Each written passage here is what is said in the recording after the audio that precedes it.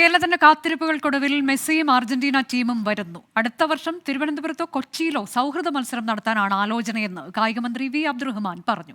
അർജന്റീനയുടെ ഔദ്യോഗിക സംഘം 1.5 മാസത്തിനകം കേരളത്തിലെത്തും. കായിക പ്രേമികളുടെ കാത്തിരിപ്പിന് വിരാമം. മലയാള മണ്ണിൽ പന്ത് തട്ടാൻ ഫുട്ബോൾ മിശിഹയും കൂട്ടരും എത്തുന്നു. അടുത്ത വർഷം സെപ്റ്റംബർ, ഒക്ടോബർ മാസങ്ങളിലാകും മത്സരം നടത്തുക. മത്സര തീയതി AFA പ്രഖ്യാപിക്കുമെന്ന് മന്ത്രി വി അബ്ദുറഹ്മാൻ അറിയിച്ചു. ചെലവ് കേരള ഗോൾഡ് ആൻഡ് സിൽവർ മർച്ചൻസും വ്യാപാരി വ്യവസായ സമിതിയും വഹിക്കുമെന്നും മന്ത്രി പറഞ്ഞു. സർക്കാരിൻ്റെ പൂർണ്ണ നിയന്ത്രണത്തിലാണ് ഈ മത്സരം നടക്കുക. സർക്കാരുമായി സംയുക്തമായി അർജന്റീന ടീമുമായിട്ടാണ് നമ്മളിതിന് പ്രഖ്യാപിക്കേണ്ടത് ഡേറ്റ്. അപ്പോൾ തീയതി അവർ വന്നതിന് ശേഷം അവർ പ്രഖ്യാപിക്കും. അർജന്റീനൻ ദേശീയ ഫുട്ബോൾ ടീം കേരളത്തിലെത്തിയാൽ എതിരാളികൾ മറ്റൊരു വിദേശ ടീമാകും.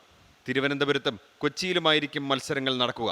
ലോക ചാമ്പ്യന്മാരായ അർജന്റീനൻ ടീമിന്റെ ഒരു മത്സരത്തിന്റെ ഫീ 32 മുതൽ 40 കോടി രൂപ വരെയാണ്.